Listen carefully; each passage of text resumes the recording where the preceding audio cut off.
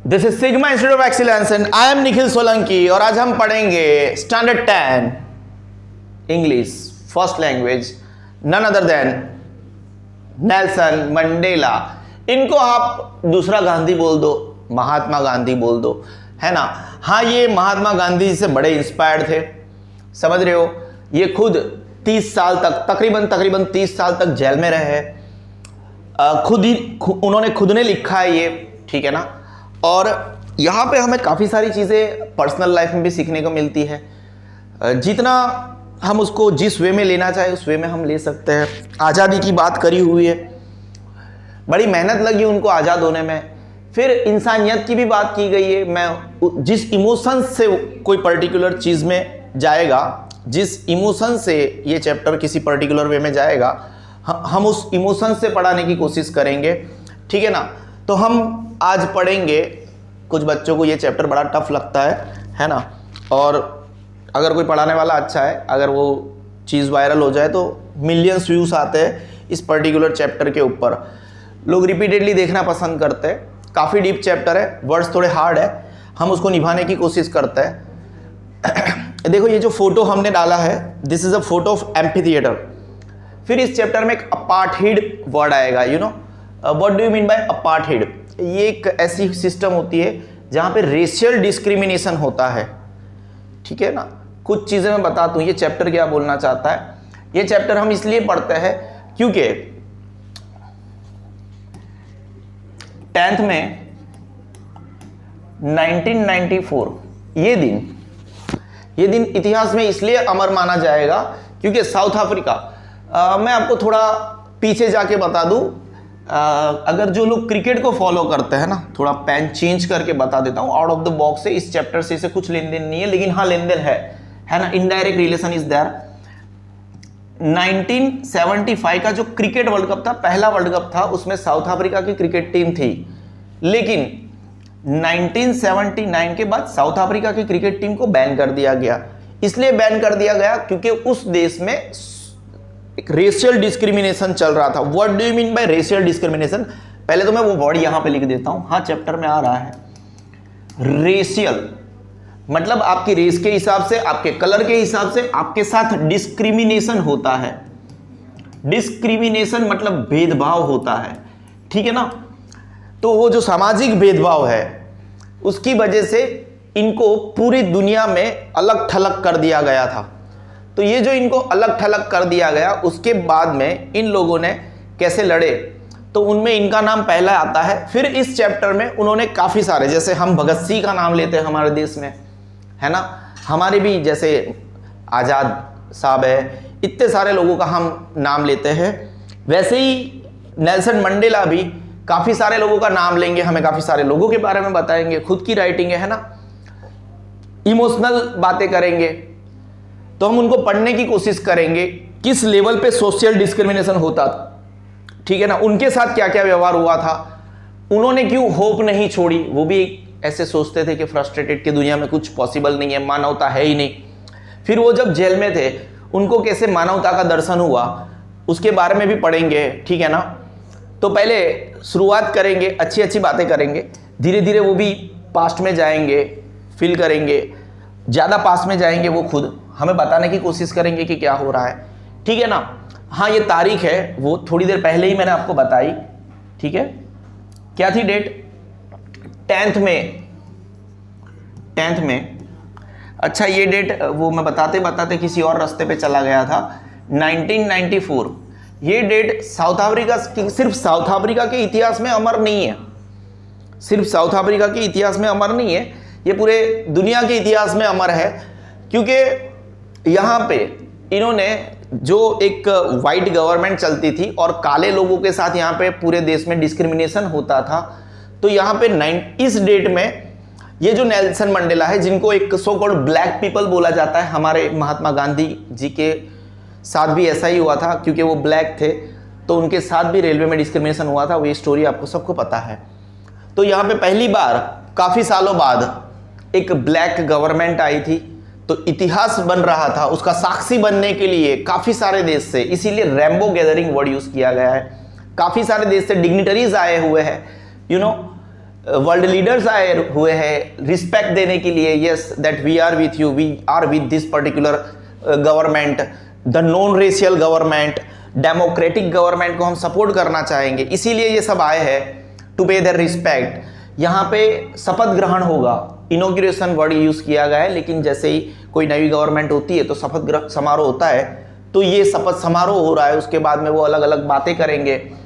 एक उनकी famous speech है, उसको भी हम पढ़ेंगे, you know, one of the greatest speech ever, जिन्होंने इतिहास में, लेकिन मैं बोलूँ ऐसा बोलना नहीं चाहिए था, लेकिन उनकी जो स्पीच है ना, वो जो वादे किए थे उन्हें कि हमारे देश में आज के बाद कभी भी रेशियल डिस्क्रिमिनेशन नहीं होता था, अब आज की तारीख में वहाँ पे क्या हो रहा है, पहले ब्लैक लोगों के साथ नहीं बोलना चाहिए था, लेकिन मैं बता दूं कि उन्होंने जो अपनी जनता से कमिटमेंट किया था वो फेल हो चुका है, क्योंकि पहले वहाँ पे काले लोगों के साथ डिस्क्रिमिनेशन होता था, अब वहाँ पे वाइट पीपल के साथ डिस्क्रिमिनेशन होता है। आज की तारीख की बात कर रहा हूँ, 2024 में, whatever the date today is 12 January है, मैं आज की बात कर रहा हूँ, समझ रहे हो ना। आप अगर क्रिकेट को फॉलो करेंगे तो आपको पता चलेगा कि अच्छे अच्छे वाइट क्रिकेटर वहाँ पे रिटायरमेंट ले रहे हैं, क्यों? Because there is a kind of discrimination. और वहाँ पे जो इनके कैप्टन होते हैं जो डिजर्व नहीं करते, वो भी वो ब्लैक जो कलर के छोटे छोटे हैं वो कैप्टन है फिर, तो there is a kind of discrimination. देखो, इन लोगों ने सिस्टम को सुधारने की कोशिश करी, लेकिन फिर उसको उस हद तक बिगाड़ा गया, वो तो ठीक है, इट्स पार्ट ऑफ लाइफ, समाज है, चलता रहता है। हाल फिलहाल हम ब्लैक लोगों के साथ जो सोशल डिस्क्रिमिनेशन हुआ, नेल्सन मंडेला के साथ जो जो हुआ, उसके बारे में चर्चा करेंगे, ठीक है ना। ओके, 10th में डाउन ब्राइट एंड क्लियर। देखो, सुबह की बात कर रहे हैं, 10 मई 1994 की बात है, सुबह है, एकदम चमकीली सुबह है, एकदम साफ सुथरा एटमॉस्फियर है, ना बरसात का कुछ नामो निशान है, कुछ भी नहीं, समझ रहे हो, नथिंग एल्स। तो सुबह की बात कर रहे हैं, एकदम कैसी है, 10 मई 1994 की सुबह कैसी है, डाउन ब्राइट एंड क्लियर, एकदम ब्राइट है, एकदम क्लियर है, बरसात का भी माहौल नहीं है और एकदम जोरदार। Now for the past few days, पिछले काफी सारे दिनों से, क्योंकि वो चुने गए हैं, उनका चुनाव हो चुका है, इसलिए वो पिछले काफी सारे दिनों से नेल्सन मंडेला जी की बात कर रहे हैं। जहां पे भी इस चैप्टर में आई वर्ड आ रहा है, we are talking about the Nelson Mandela, none other than the Nelson Mandela.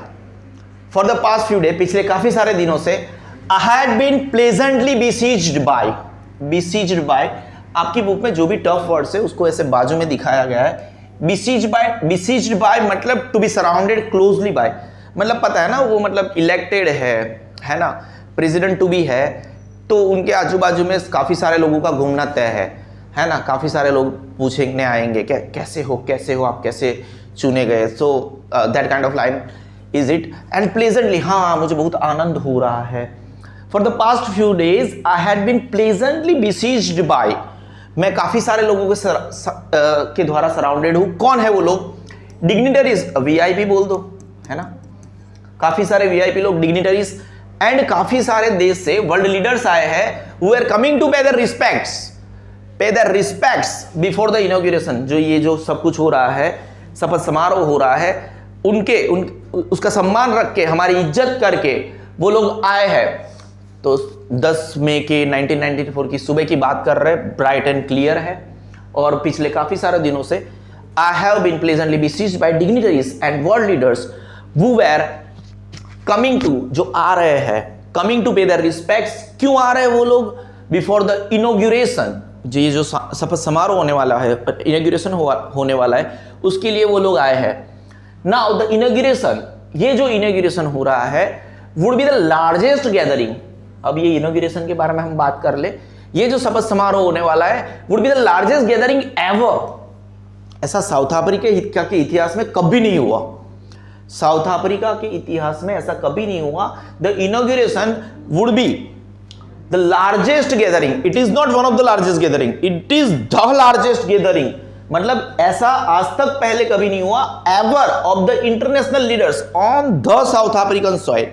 South Africa की सरजमी के ऊपर, साउथ अफ्रीका की सरजमी के ऊपर पूरी दुनिया से इतने सारे लीडर्स आए, ऐसा तो आज तक कभी नहीं हुआ। So this would be the largest gathering ever of international leader on south African soil, ठीक है ना। अच्छी अच्छी बातें की है, उन्होंने अच्छे से शुरुआत किया है। जैसे वो अपना एक बुक चालू किया, उन्होंने अच्छे से लिखा है इस डे को। आगे बढ़ते हैं हम नेक्स्ट पैराग्राफ के ऊपर। द सेरेमनीज, ये जो अलग अलग सेरेमनीज थी, टुक प्लेस कहाँ पे हुआ था? देखो, this is example of amphi theatre. जो एम्पी थिएटर होता है ना, building without a roof with many rose of seats rising in steps, ऐसे, ठीक है ना, जहाँ पे रूफ नहीं है और जो सीट्स है वो ऐसे स्टेप्स में राइज कर रही है, this is how it goes, उसको हम बोलेंगे एम्पी थिएटर। तो एक सैंडस्टोन फेमस एम्पी थिएटर है, बराबर है। उन्होंने जहाँ पे पहली बार स्पीच दी थी वहाँ पे उनका स्टैच्यू है आज की तारीख में, ठीक है ना। And found by the Union buildings, ठीक है ना, वहाँ पे यूनियन बिल्डिंग्स है, अगर आप गूगल करोगे आपको पता चलेगा। And Pretoria is the capital of South Africa. Pretoria will be known as capital of, जैसे Delhi is capital of India, तो Pretoria is capital of South Africa. ये जो सेरेमनीज हो रही थी, the ceremonies took place in the lovely sandstone amphitheatre. Ceremonies कहां पे हुई? वहां पे प्रिटोरिया में, बराबर है। प्रिटोरिया में जो यूनियन बिल्डिंग्स है, गवर्नमेंट की बिल्डिंग्स होती है ना, what do you mean by union buildings? Union buildings जैसे हमारा पार्लियामेंट है, ठीक है ना, राष्ट्रपति भवन है, तो यूनियन बिल्डिंग्स में वहाँ के प्रेसिडेंट बैठते हैं। ये मतलब जो वीवीआईपी लोग होते हैं वो वहीं पे रहते हैं, ठीक है ना। तो ये जो सेरेमनीज हुई थी, फिर से हम 5वीं या 6ठी बार बोल रहा हूँ, the ceremonies took place in the lovely sandstone amphitheatre found by the Union Buildings in Pretoria, ठीक है ना। हम आगे बढ़ते हैं, यूनियन बिल्डिंग्स की हम बात कर रहे हैं जहाँ पे प्रेसिडेंट बैठते रहेंगे, ठीक है ना। हम आगे बढ़ते हैं। नाउ ये जो यूनियन बिल्डिंग्स थी, यहां पे कौन बैठता था? फॉर डिकेड्स मतलब देखो, 1 decade is equal to 10 years. तो यहां पे 10 साल की बात नहीं हो रही है, यहां पे 2 साल की बात नहीं है, यहां पे दशकों की बात हो रही है। किसकी बात हो रही है? दशकों की, बहुत सारे दशकों तक। This had been the seat of white supremacy. ये जो सीट है, यहां पे अगर कोई प्रेसिडेंट बैठा है तो वो सिर्फ और सिर्फ व्हाइट कलर का बंदा बैठा है, ठीक है ना। तो 4 डिकेड्स, दशकों तक, है ना, दशकों तक this had been the seat of white supremacy, ठीक है ना, मतलब गोरे लोग बैठते थे वहां पे। And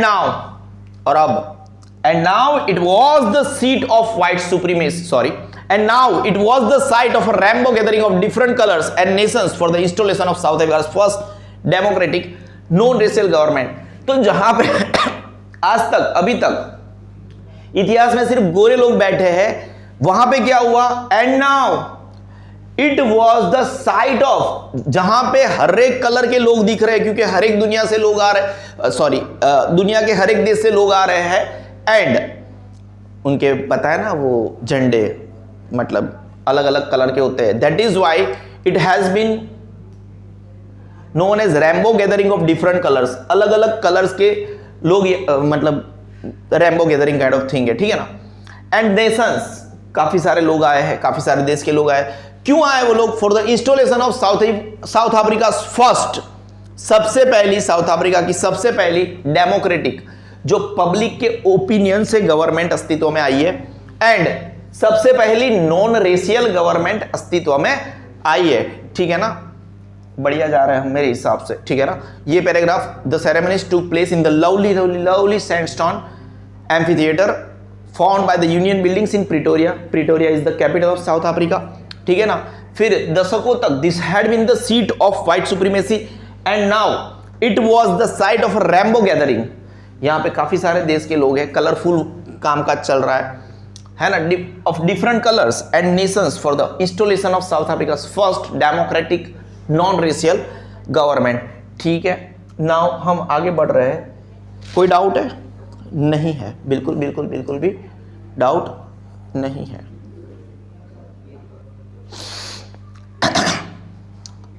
on that lovely autumn day, autumn मतलब पानखर टाइप ऑफ थिंग, ठीक है ना। ये जो सुंदर सुंदर ब्यूटीफुल दिन था, 10th मई की बात कर रहे हैं हम, 1994 की हम बात कर रहे हैं, ठीक है ना। मेरे साथ कौन था? आई मतलब Nelson Mandela. On that lovely autumn day I was accompanied by my daughter Zenani. इनकी डॉटर का नाम था जेनानी, जेनानी के साथ गए थे, ठीक है ना। ऑन द पोडियम, देखो पोडियम क्या होता है? जो मतलब आपने कभी भी ऐसे देखा ही होगा, जैसे एक लेवल रेस करके एक स्टेज जैसा बनाया गया होता है, ठीक है ना, जहाँ पे मतलब जो इज्जतदार लोगों का है, जैसे कोई भी एक फंक्शन होता है वहाँ पे वो पोडियम के ऊपर काफ़ी सारे लोग बैठते हैं, रिस्पेक्टेड लोग बैठते हैं, ठीक है ना। एक्चुअली तो हर कोई एक रिस्पेक्टेड ही होता है, लेकिन वहाँ पे कुछ जो अचीव्ड पर्सन है, वीआईपी है, उन लोगों को सम्मान दिया जाता है। तो मेरे साथ थी मेरी डॉटर, जैनानी नाम था उसका। On the podium mister de Klerk was first sworn in as the second deputy president. देखो, एक हो गए प्रेसिडेंट, ठीक है ना, वो आखिरी में ले रहा है, फिर एक फर्स्ट प्रेसिडेंट है, ठीक है ना, फर्स्ट डेप्यूटी प्रेसिडेंट बोल दो, एंड उसके बाद में सेकंड डेप्यूटी प्रेसिडेंट। तो ये सबसे पहले स्वॉर्न करेंगे यानी शपथ लेंगे, ये उनके बाद में लेंगे, और आखिरी में मिस्टर मंडेला लेंगे। तो सबसे पहले पोडियम के ऊपर ऐसे ले, आपने देखा ही होगा शपथ समारोह, नरेंद्र मोदी जी का भी आपने शपथ समारोह देखा है, ठीक है ना, ऐसे बोलते हैं कि मैं ऐसे रक्षा करूंगा, डेमोक्रेटिक जो है हमारा डेमोक्रेसी की रक्षा करूंगा, ऑल दोस्त पूरा लाइन मुझे याद नहीं है। On the podium mister de Klerk was the first sworn in as second deputy president. जो दूसरे नंबर पे डेप्यूटी प्रेसिडेंट होंगे उन्होंने पहले शपथ लिया, मिस्टर डे क्लार्क। उसके बाद में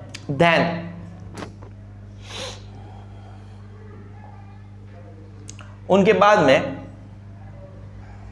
Thabo Mbeki was sworn in as the first deputy president. उनके बाद में थेबो एम्बेकी उन्होंने शपथ लिया as a first deputy president, ठीक है ना। दोनों डेप्यूटी प्रेसिडेंट का हो गया, सेकंड भी हो गया, फर्स्ट भी हो गया। अब उनकी बारी आई, When it was my turn, जब मेरी बारी आई, I pledged, मैंने शपथ ली, to obey and uphold, मतलब मैं मानूंगा और obey मानूंगा, and at the same time I'll uphold, what do you mean by uphold? उसको preserve करके रखूंगा। किसकी बात कर रही है? Constitution की बात कर रहे हैं ये। And to devote myself to the well-being of the republic and its people, और मैं मेरे देश के लोगों और ये जो पूरी की पूरी साउथ अफ्रीकन रिपब्लिक है सबकी रक्षा करूंगा और अपने आप को न्यौछावर कर दूंगा, ठीक है ना। When it was my turn, जब वो मेरी बारी आई, I pledged to obey and uphold the constitution, मैंने कॉन्स्टिट्यूशन को अपहोल्ड करने के बारे में बोला। एंड टू डू, मैंने ये भी शपथ ली कि मैं मेरी जात को न्यौछावर कर दूंगा। And to devote myself to the well being, किसकी well being? To the republic of its and its people, South African republic और हमारे देश के लोगों के लिए मैं अपनी जान तक न्यौछावर कर दूंगा। एंड उसके आगे क्या बोलना चाहता है? टू द असेंबल गेस्ट, जो लोग आए हैं यहां पे, एंड वॉचिंग वर्ल्ड, और बाकी पूरी दुनिया जो हमें देख रही है, आई सेड, मैंने कुछ कहा। और ठीक है, ये बड़ी फेमस स्पीच है। वो क्या कहना चाहते हैं ध्यान से पढ़ेंगे, है ना। क्या बोलते हैं वो? नेल्सन मंडेला ने वो जो स्पीच बोली, क्या बोलते हैं? टुडे, आज, ऑल ऑफ अस डू, हम सब, बाय आवर प्रेजेंस हियर, हम जो यहां पे इकट्ठा हुए हैं, कंफर ग्लोरी, कंफर का इस चैप्टर में आप मतलब लोगे give, glory and hope to new born liberty, हमें जो ये आजादी मिली है, नई आजादी मिली है, जिसका जन्म आज ही हुआ है, उसको हम ग्लोरी एज अ ग्लोरी की तरह फील करना चाहेंगे। And eight the same time हम एक आशा रखेंगे कि ये आजादी हमेशा कायम रहे। आगे, out of the experience of an extraordinary human disaster that lasted too long must be born a society of which all humanity will be proud। हमने जो पिछले 100-150 सालों से हमने जो फील किया है, उसके बारे में भी आगे वो बोलेंगे क्या क्या हुआ था, कब से शुरुआत हुई थी। तो हमने जो फील किया है, out of the experience of an extraordinary human disaster, ऐसा कभी भी नहीं होना चाहिए था, फिर भी हमने ये जो मतलब ये हम पर बीती है, एक्स्ट्राऑर्डिनरी ह्यूमन डिजास्टर, ऐसा तो किसी मानव जात में, किसी देश में नहीं हुआ होगा कि एक ही देश के लोग उसी के देश के किसी और लोगों के ऊपर इतना मतलब अत्याचार करें, और वो भी that lasted too long. It was not for a day, it was not for a month, it was not for year, it was for decades. इतना बड़ा human disaster, extraordinary human disaster, और out of the experience of an extraordinary human disaster that lasted too long, now must be born a society of which all humanity will be proud. एक ऐसे समाज का जन्म होना चाहिए must be one a society, एक ऐसे समाज का जन्म होना चाहिए जिसके ऊपर पूरी की पूरी मानव जात को मतलब गर्व हो। Must be one a society of which all humanity will be proud. देखो इस पर्टिकुलर चैप्टर में जो वर्ड्स है, देखो उन्होंने ऐसे ऐसे वर्ड्स यूज किए, एक लाइन को दूसरी लाइन से ऐसे जोड़ा है, उसको समझने के लिए समझाने के लिए मतलब एक अलग से कला चाहिए। और मैं उनके टोन को भी मतलब थोड़ा हाई लेवल पे जाके मैच करके मैं पढ़ाने की कोशिश कर रहा हूं। Please understand me with the feelings, है ना। ये पैराग्राफ मैंने अच्छे से पढ़ाया, मैं आगे जा रहा हूं, ठीक है ना। वो क्या बोलना चाहते हैं आई होप आपको पता चल ही रहा होगा। We who were outlaws not so long ago have today been given the rare privilege to be host to the nations of the world on our own soil. We यहां पे क्या लिखा है, we who were outlaws, मतलब कि मैंने आपको बोला ना जब चैप्टर हमने स्टार्ट किया तब मैंने बोला कि इन्होंने 1975 का वर्ल्ड कप खेला था, उसके बाद में सीधा 1992 का वर्ल्ड कप खेला था। क्रिकेट की, सिर्फ क्रिकेट की बात कर रहा हूं। तो इनको पूरी दुनिया से अलग थलग किया गया था। We who were outlaws, ये ऐसा बोलना चाहते हैं कि एक जमाने में हमें पूरी दुनिया से अलग थलग किया गया, उसके बावजूद आज हमें एक रेयर प्रिविलेज मिला है ना, जहां पे पूरी दुनिया के लोग डिग्निटरीज आए हुए हैं, सब हमारे लिए आए हुए हैं। हमें एक प्रिविलेज मिला है to host the nations of the world on our soil. हमें खुद की सरजमी के ऊपर इतने सारे देश के लोगों को, इतने सारे देश को जो उनके रिप्रेजेंटेटिव आए हैं उनको होस्ट करने का मौका मिला है, तो हम इसको कैसे जाने देंगे, है ना। वी वर आउटलॉस मतलब हमको पूरी दुनिया में अलग थलग कर दिया गया था। नॉट सो लॉन्ग अगो, अभी कल की ही तो बात है जब हमारी कोई इज्जत नहीं थी। Have today been given the rare privilege to be host to the nations of the world on our soil.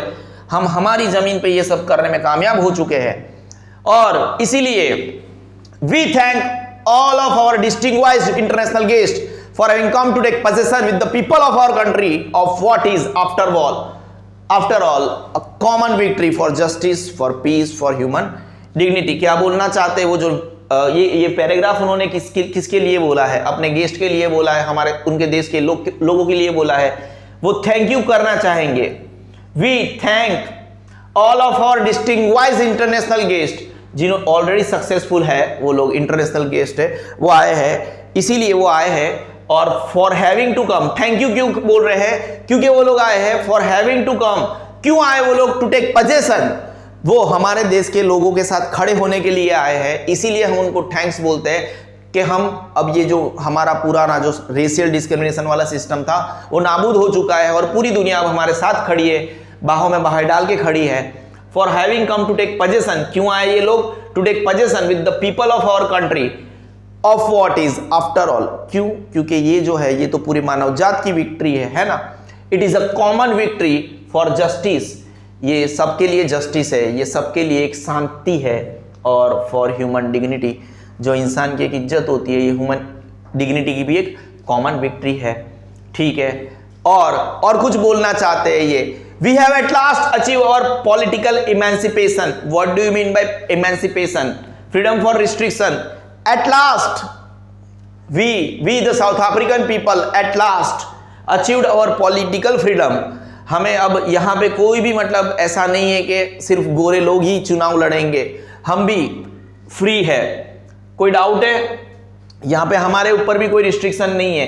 We pledge, मस्त तगड़ा वाला लाइन है, शपथ ले रहे हैं। We pledge ourselves to liberate all our people, हम शपथ लेते हैं कि हमारे जितने भी लोग हैं उनको हम आजाद करेंगे। आजाद तो हो चुके हैं, किनसे आजाद करना है, from the continuing bondage of poverty, ये जो गरीबी में हम अपने आप से बंध चुके हैं उससे हम सबको फ्री करेंगे, लिबरेट करेंगे। डेप्रीवेशन मतलब state of not having one's rightful benefits, जो सबको राइटफुल बेनिफिट्स नहीं मिल रहे थे उनसे सबको आजाद करेंगे। लोग सफर कर रहे थे उनसे सबको आजाद करेंगे।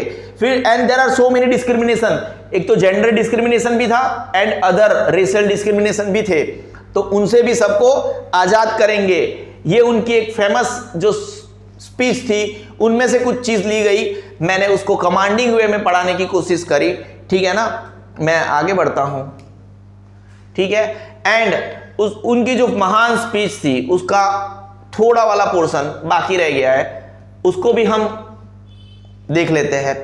क्या बोलना चाहते हैं जो उन्होंने कमिटमेंट किया था, है ना। Never never never Again shall it be that this beautiful land will again experience the oppression of one by another. Oppression मतलब एक व्यक्ति जो पावरफुल व्यक्ति है वो दूसरे का मतलब फायदा उठाता है, उसको दबाता है, उसको हम बोलते हैं operation of one by another. मतलब कि ये जो ब्यूटीफुल लैंड है, नेवर नेवर एंड नेवर, आज के बाद कभी नहीं, shall it be that this beautiful land will again experience, ये जो ब्यूटीफुल लैंड है वो अगेन आज के बाद एक्सपीरियंस करेगा क्या?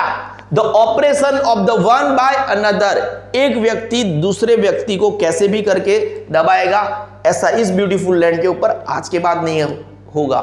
एंड जो आखिरी वाला लाइन है वो भी बढ़िया है, the sun shall never set on so glorious a human achievement, let freedom reign. God bless Africa. क्या बोलना चाहता है? हमने जो ये हमारा ह्यूमन अचीवमेंट है, सो ग्रेट, सो ग्लोरियस, उनका वर्ड क्या है? The sun shall never set, यहां पे सूर्य कभी भी आत्मेगा नहीं, किसके ऊपर? On so glorious a human achievement. बहुत ही मतलब वर्डिंग के साथ जाओगे और मेरा वीडियो देखोगे तो आपको वो याद भी रहेगा मैं क्या करना चाहता हूं। हम पॉइंट टू पॉइंट जाते हैं, एक एक वर्ड के ऊपर हैवी वेट जाते हैं हम लोग।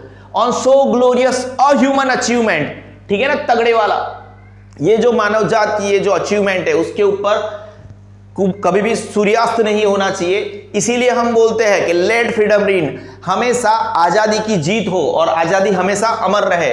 God bless Africa. ठीक है, जो भगवान है वो अफ्रीका के ऊपर हमेशा मेहरबान रहे। ठीक है,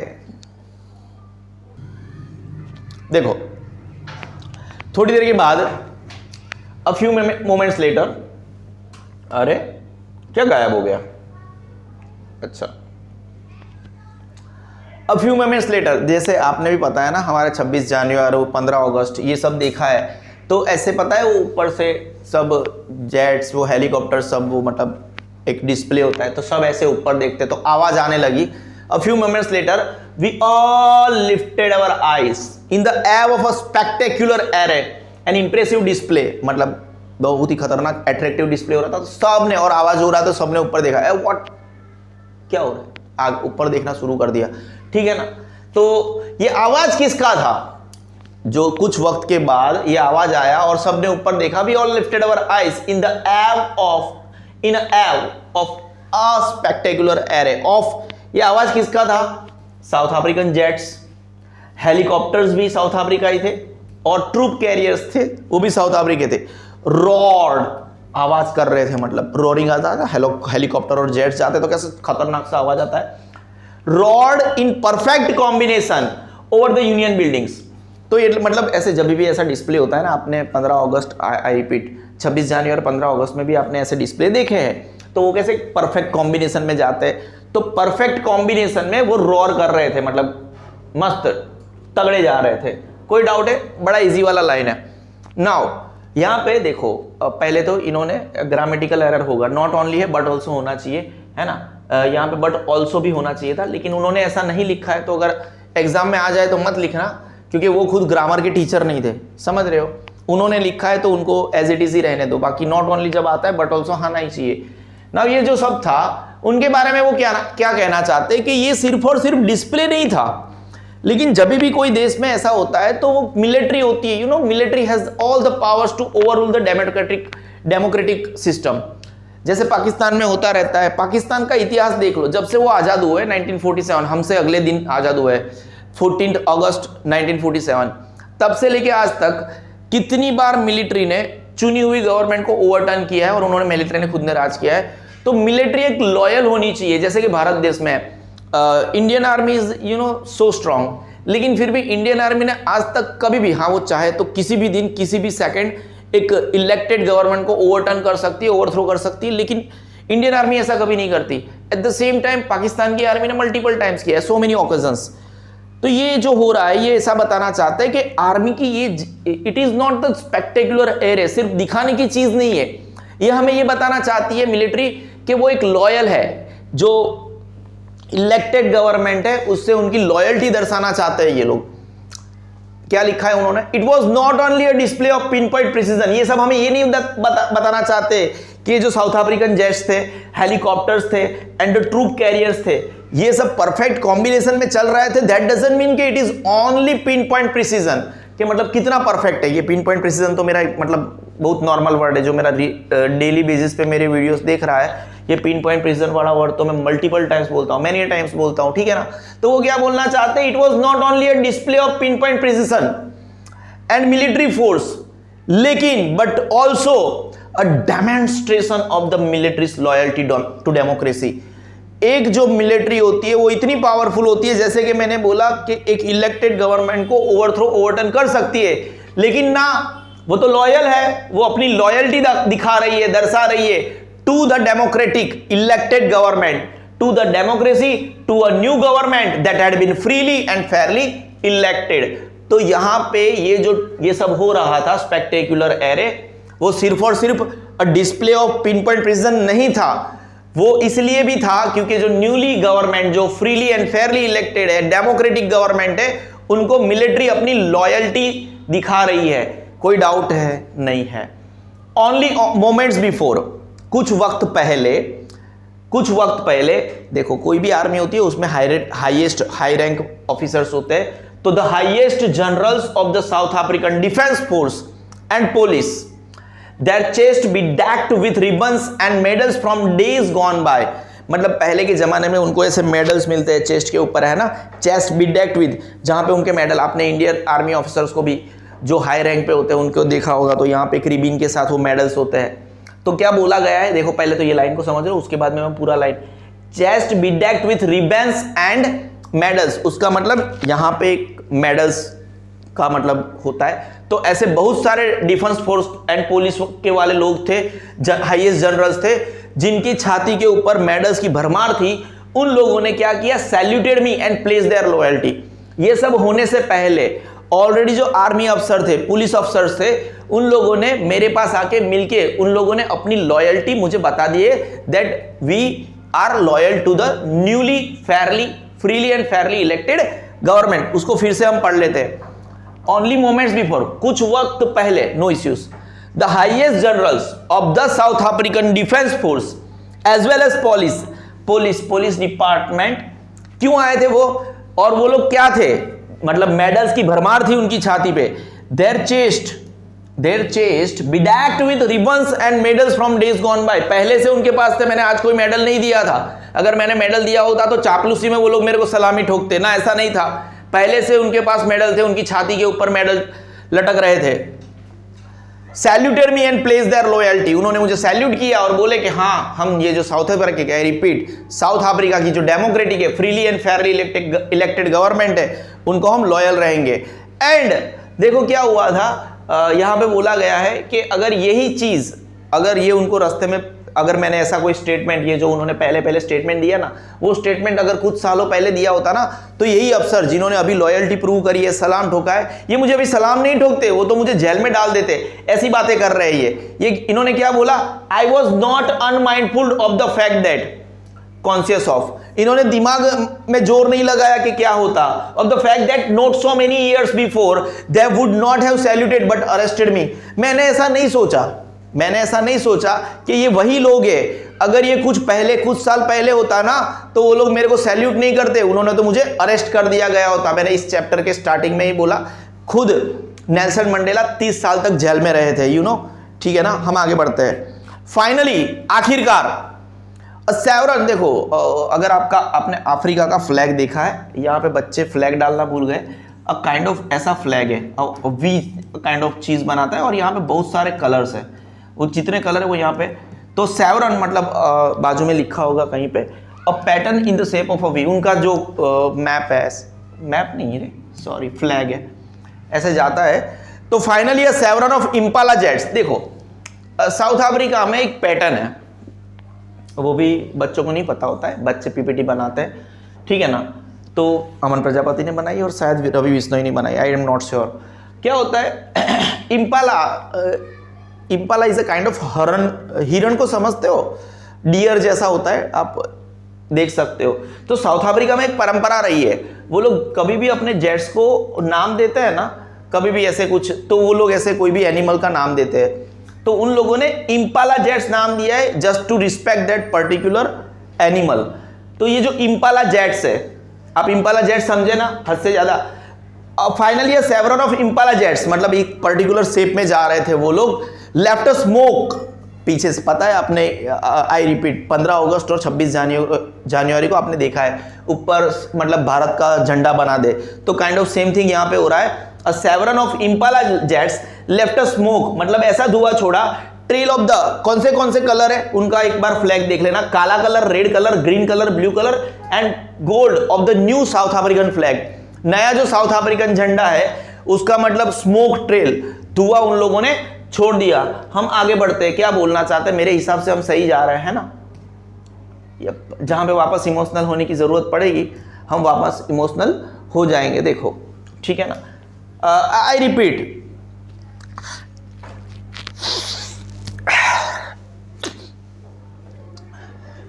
इतिहास जब बनता है ना तो हमेशा कोई ना कोई गलती हो जाती है। इनको लगा ये महान काम कर रहे थे, आई रिस्पेक्ट नेल्सन मंडेला, ठीक है बाय एंड लार्ज, बट आगे जाके जब इतिहास को हम समझने की कोशिश करते हैं तो फ्यूचर के जो प्रॉब्लम्स होने वाले थे उनके रूट इनसे ही घुस जाते हैं। देखो इस पैराग्राफ से समझो उनसे क्या गलती हुई थी। अगर मैं ऐसा बोलूं कि वाई उन्होंने दो नेशनल एंथम क्यों रखी, एक गोरों की और कालों की। उन्होंने पहले क्या बोला, नेवर नेवर अगेन, कभी भी इस देश के ऊपर, इस ब्यूटीफुल लैंड के ऊपर अब कभी भी डिस्क्रिमिनेशन नहीं होगा। तो ये क्या है, यहां पे इनके देश में दो नेशनल एंथम, एक गोरों लोगों की, काले लोगों की, क्या उनको दोनों को मिला के एक एंथम नहीं रखना चाहिए था? ठीक है, उनकी मर्जी। The day was symbolised for me by the playing of two national anthems and the vision of white singing Nkosi Sikelel iAfrika and black singing Die Stem the old, ये जो इनकी जो है ना, it was a old anthem of the republic, है ना। ये क्या बोलना चाह रहे हैं कि ये आज के दिन की 10th में 1994 के पर्टिकुलर डे की इनके लिए कोई महत्व की बात थी, तो एक वो घड़ी वो आ चुकी थी जहां पे दो national anthem back to back चलने वाली थी। एक गोरे लोगों के लिए चलने वाली थी, एक काले लोगों के लिए चलने वाली थी। जो गोरे लोग थे उन लोगों का जो नेशनल एंथम था एंकोसी सिकलल आई अफ्रीका, ठीक है, और जो काले लोग हैं उनका नेशनल एंथम था डायस्टेम, है ना, जो ऑलरेडी ओल्ड एंथम था रिपब्लिक का। ये इनके लिए एक सिंबलाइज मोमेंट था। पर क्या मेरे हिसाब से पर्सनल पॉइंट ऑफ व्यू है, उनकी एक गलती नहीं थी, उनको क्या एक ही नेशनल एंथम नहीं रखना था, ठीक है ना। इतिहास उनको ऑब्जर्व करेगा, हम क्या करें, उनसे कोई गलती हुई है कि नहीं हुई है वो फ्यूचर ही दर्शाएगा, ठीक है ना।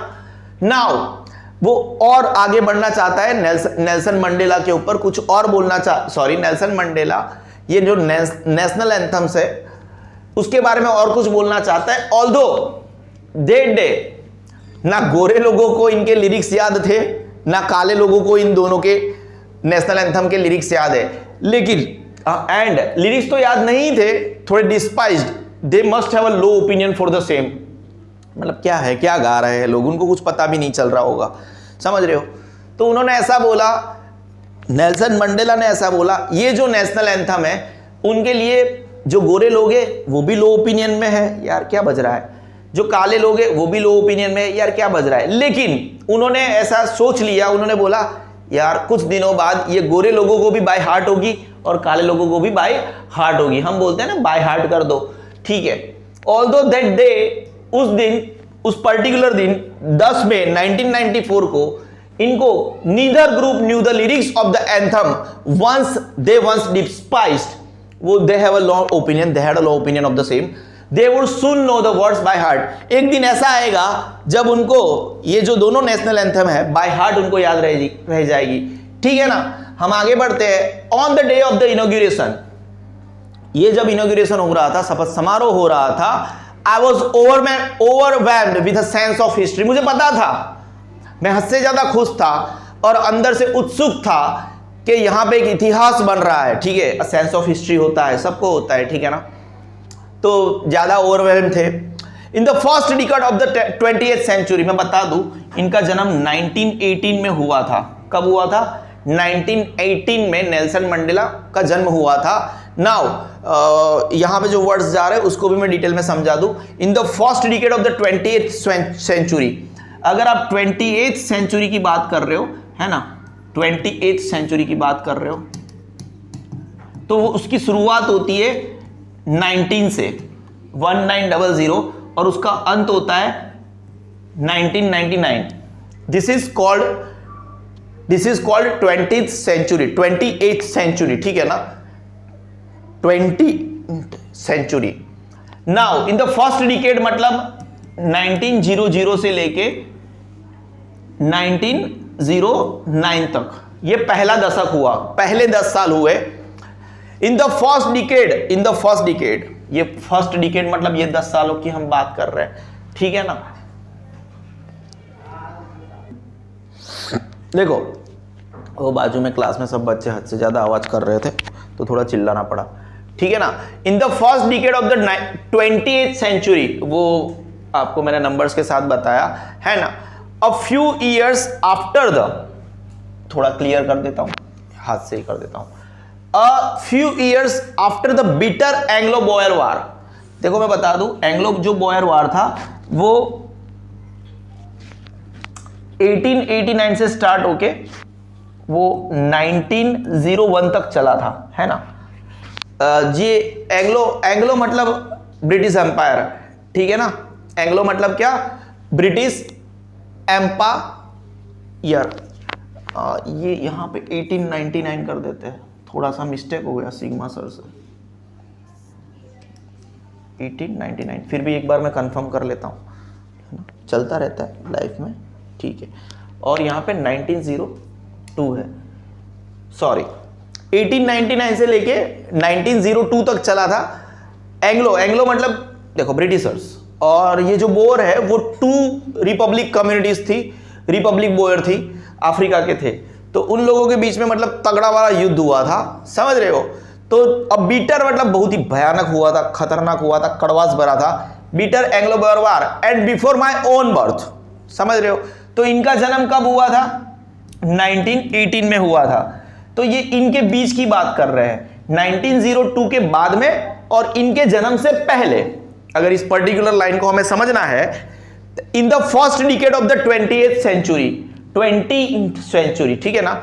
ये जो 20th सेंचुरी है उसके पहले दशक में कब, a few years after a bitter Anglo Boer war, मतलब कि 1902 के बाद में, 1902 के बाद में, and before my own birth, मैं नेल्सन मंडेला, मेरा जो जन्म था 1918, उसके पहले क्या हुआ था, the white skin peoples of South Africa patched up their differences and erected a system of racial domination against the dark skin peoples of their own land. देखो तगड़ा हुआ, ये पैराग्राफ बहुत तगड़ा जाता है। पैराग्राफ क्या, ये लाइन ही कितनी बड़ी हो गई, यू नो क्या बोलना चाहते हैं। एंग्लो बॉयर वार के कुछ साल बाद और मेरे जन्म से पहले दशक में, 20वीं सदी के पहले दशक में क्या हुआ, ये जो व्हाइट स्किन पीपल है ना, उनके अंदर भी डिफरेंसेस थे, मतलब उनके भी अंदर सफेद लोग, गोरे लोगों के अंदर खुद के जो झगड़े थे, है ना। कहां गया my birth, the white skin peoples, लोग, गोरे लोग of South Africa patched up their differences, यानी उनके जो अंदर झगड़े थे उनको उन्होंने सुलटा दिया और उसके बाद में erected system of racial domination against the dark skin people of their own land, मतलब उन्हीं का जो देश था, साउथ अफ्रीका था, उसी देश में जो काले लोग थे उनके अगेंस्ट में कोई नई वाली सिस्टम उन्होंने निकाले, इरेक्टेड सिस्टम, कोई नई सिस्टम निकाली। आप समझ रहे हो, ये one of the toughest lines है जिसको हमने समझने की कोशिश किया, समझ ही लिया। कोई डाउट है तो नीचे कमेंट में लिख देना, है ना। अपने ही देश के काले लोगों के लिए उन्होंने कोई सिस्टम निकाली, erected a system of racial domination against the dark skin peoples of their own land. Now ये जो स्ट्रक्चर उन्होंने क्रिएट किया था, एक second brothers and sisters, yup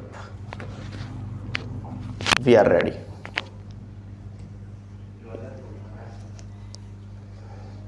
ठीक है, नाउ इन लोगों ने जो सिस्टम सोशल डोमिनेशन की, डिस्क्रिमिनेशन की सिस्टम, शुरू करी थी, डिफरेंस इन लोगों ने जो क्रिएट किया था, द स्ट्रक्चर दे क्रिएटेड, ये जो गोरे लोगों ने ये जो स्ट्रक्चर क्रिएट किया था, उन्होंने, उस सिस्टम ने form the basis of one of the harshest, जिसकी वजह से एक बेस क्रिएट हुआ, वन ऑफ द हार्शेस्ट मतलब एकदम खराब से खराब, मोस्ट इनह्यूमन, सबसे ज्यादा अमानवीय सोसाइटीज, सबसे ज्यादा अमानवीय समाज का निर्माण हुआ the world has ever known.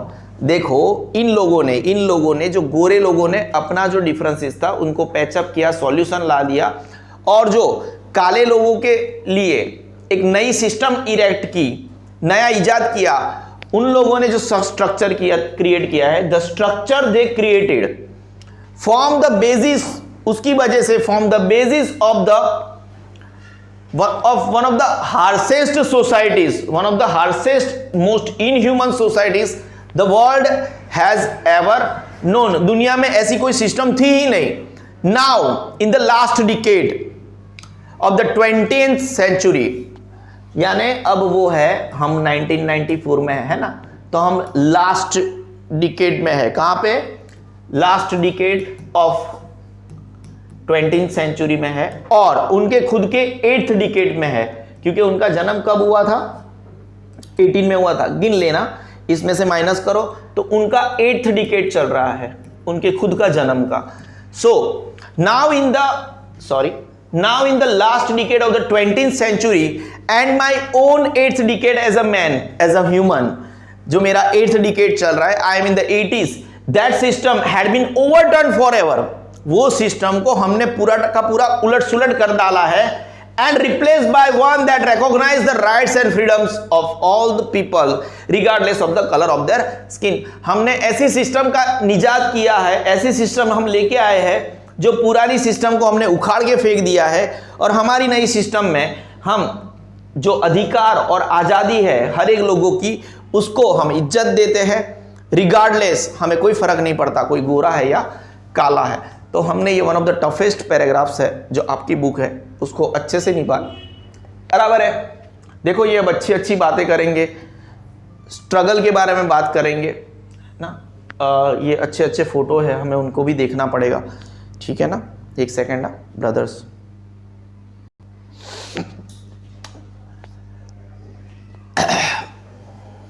ठीक है, वैसे मैं सेट करके बैठा था। That day had come about through the unimaginable sacrifices of thousands of my people। ठीक है, whose suffering and courage can be counted, can never be counted or repaid। देखो यहाँ पे वो अगले दो पैराग्राफ में हमें ये बताना चाहते हैं, है ना, थोड़े इमोशनल भी हो जाएंगे, अपने दोस्तों को याद करेंगे, ओलिवर टैम्बू को याद करेंगे, वॉल्टर सिसुलू को याद करेंगे, चीफ लुथुली को याद करेंगे, यूसुफ दादू को याद करेंगे, ब्राम फिशर को याद करेंगे, रॉबर्ट सोबुके को याद करेंगे, ऐसा समझ लो, ठीक है ना। रॉबर्ट सोबुक्वेस उनको याद करेंगे, ऐसा समझ लो जैसे हम जब हम शहीद भगत सिंह की बात करते हैं, है ना, चंद्रशेखर आज़ाद की बात करते हैं, ये कैरेक्टर्स कब पैदा हुए थे, इसके लिए मतलब एक एक्स्ट्रा ऑर्डिनरी त्रास होना चाहिए। क्या अभी हमारी जनरेशन में ऐसे कैरेक्टर्स पैदा हो सकते? क्यों होंगे? If you have a kind of facilities continuously, then कोई वो कैरेक्टर पैदा नहीं होते, समझ रहे हो। अगर आपको तकलीफ ही नहीं पड़ेगी तो आपके अंदर से वो मतलब फाइटर कैसे पैदा होगा? फाइटर पैदा होने के लिए तकलीफ जरूरी है। तो ये हमें ये बताना चाहते हैं कि ये जो हाइट्स ऑफ कैरेक्टर्स ये लोग लेके आए, उसके लिए हाइट्स ऑफ ऑपरेशन था, इनको हद से ज़्यादा दबाया गया था, तब जाके ऐसे कैरेक्टर्स पैदा हुए, ये हमें ये बताना चाहते हैं, ठीक है ना। और दुखी भी है हल्के से, क्योंकि वो ऐसा बोलते हैं कि साउथ अफ्रीका इज, मतलब देखो वहाँ पे बहुत सारे नेचुरल रिसोर्सेज है, डायमंड्स है, गोल्ड भी हद से ज़्यादा है, लेकिन वो क्या मानते हैं कि वो इतने इंपॉर्टेंट नहीं है जितने ये इंपॉर्टेंट थे। जो जेम्स है, इनके देश में बहुत सारे लोग पैदा हो चुके, ठीक है ना, जो हद से ज़्यादा महान थे, तो वो जेम्स इतने कीमती नहीं है जितने ये लोग कीमती थे, वो भी वो बोलना चाहते हैं। फिर और भी कुछ बोलना चाहते हैं कि यार ये लोग क्यों अभी नहीं है। एंड एक तगड़ा वाला लाइन है, उसको भी हम अच्छे से पढ़ते हैं, सीधा मुद्दे पे आते, अगले वाले दो पैराग्राफ पे आ जाएंगे। कोई कंटिन्यूअसली प्रॉब्लम्स क्रिएट कर रहा है, ठीक है ना, फिर भी ठीक है। That day had come about through the unimaginable sacrifices. देखो ये दिन कैसे आया, हमने हद से ज्यादा सैक्रिफाइस किया है जिसको कोई सोच भी नहीं सकता, अनइमेजिनेबल सैक्रिफाइसेस, तब जाके ये दिन आया है। किन लोगों ने सैक्रिफाइस किया है? Of thousands of my people, और हजारों लोगों ने सैक्रिफाइस किया है। पीपल वो suffering and courage can never be counted और रिपेड। इन लोगों ने की जो सफरिंग है, एक्चुअली हम भी गुलाम रहे हैं तो हमें भी पता है कि इसको कभी काउंट नहीं किया जा सकता। शहीद भगत सिंह ने जो फील किया उसको काउंट नहीं किया जा सकता। ऐसे हजारों लोग थे, हजारों क्रांतिकारी होते, इनके सैक्रिफाइस को, उनकी करेज को कभी भी काउंट नहीं किया जा सकता। तो पीपल वो suffering and courage can never be counted और रिपेड, कभी हम उसको रिटर्न भी नहीं दे सकते। क्या शहीद भगत सिंह को, उनकी फैमिली को हम क्या दे सकते हैं? क्या उनको शहीद भगत सिंह खुद दे सकते? नहीं दे सकते। तो ठीक है ना, ऐसे कैरेक्टर्स कभी पैदा नहीं होते, है ना, वो एक ऑपरेशन होता है, वो एक दबाव होता है, उसके बाद में वो कैरेक्टर्स पैदा होते हैं, ठीक है ना। आई फेल्ट दैट डे, उस दिन मैंने ये अनुभव किया। अब ये देखो, वो उस तारीख से ये बाहर आ चुके हैं जिस तारीख की हम बात कर रहे हैं। ये खुद वो जो बुक लिख रहे थे उसका एक संदर्भ है, उसको हम पढ़ रहे हैं।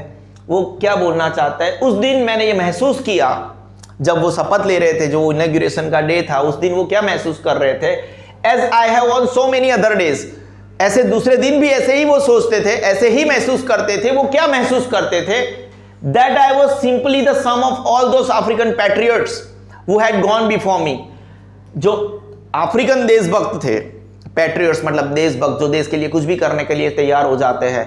तो ये क्या बोलना चाहते हैं? जो ये सब इनका सम टोटल है, वो इन सब का सम टोटल है, that I am the addition, I am the sum total of all this people. उस दिन I felt that day, I repeat, सब क्लियर करते हैं। I felt that day, Nelson Mandela ने उस दिन क्या फेल्ट किया? जैसा कि वो काफी सारे दूसरे दिन ये फेल्ट करते रहते। क्या फेल्ट करते रहते? That I was simply the sum of all those African patriots who had gone before me. मेरे से पहले ये फानी दुनिया को छोड़ के चले गए हैं, शहीद हो चुके हैं, उनका मैं सिर्फ और सिर्फ सम टोटल हूं। देन ये वाला लाइन बहुत तगड़ा लाइन है भाई साहब। That long and noble line ended, और ये जो इनकी लॉन्ग एंड नोबल लाइन थी उसका अंत हो चुका है। And now begin again with me, और ये लाइन मुझसे वापस शुरू हो चुकी है।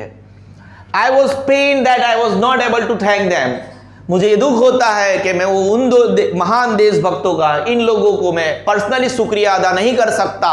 And that they were not able to see what their sacrifices had wrought. Wrought का मतलब होता है अचीव्ड, यहां पे लिखा है ना।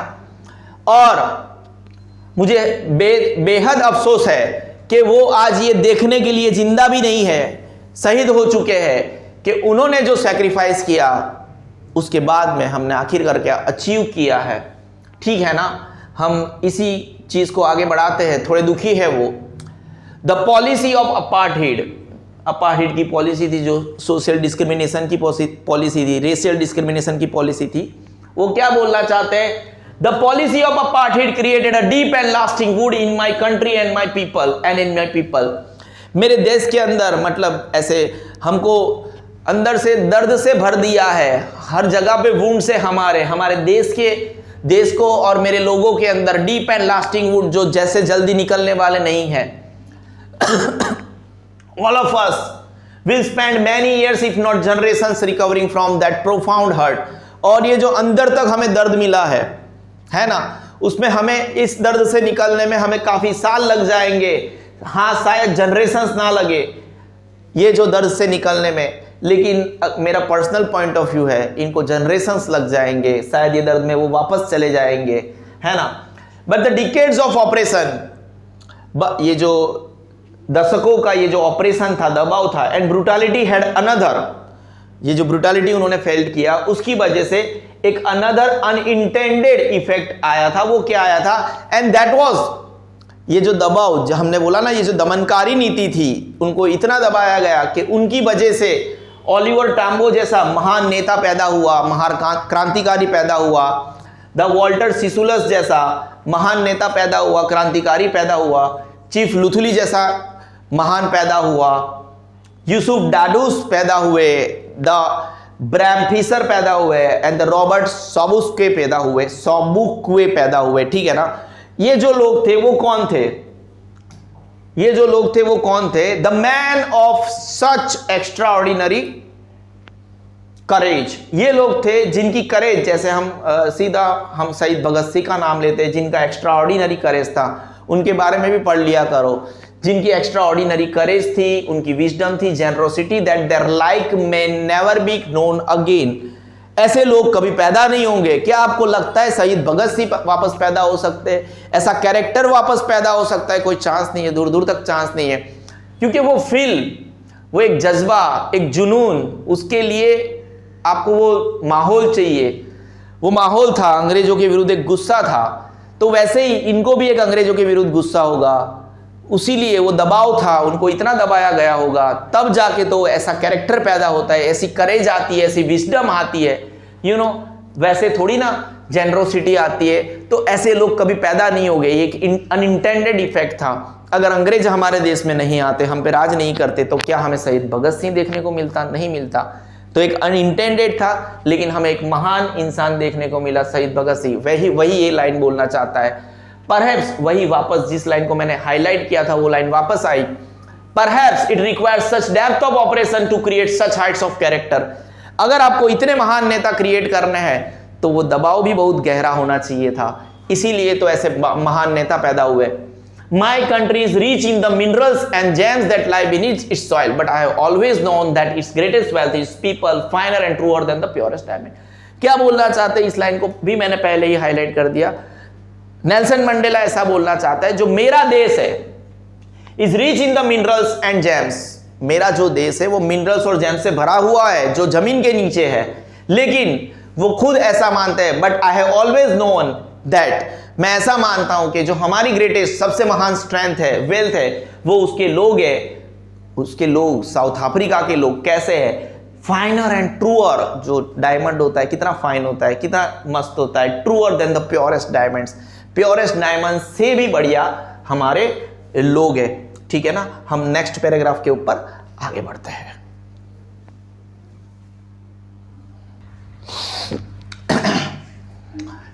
It is from this comrades.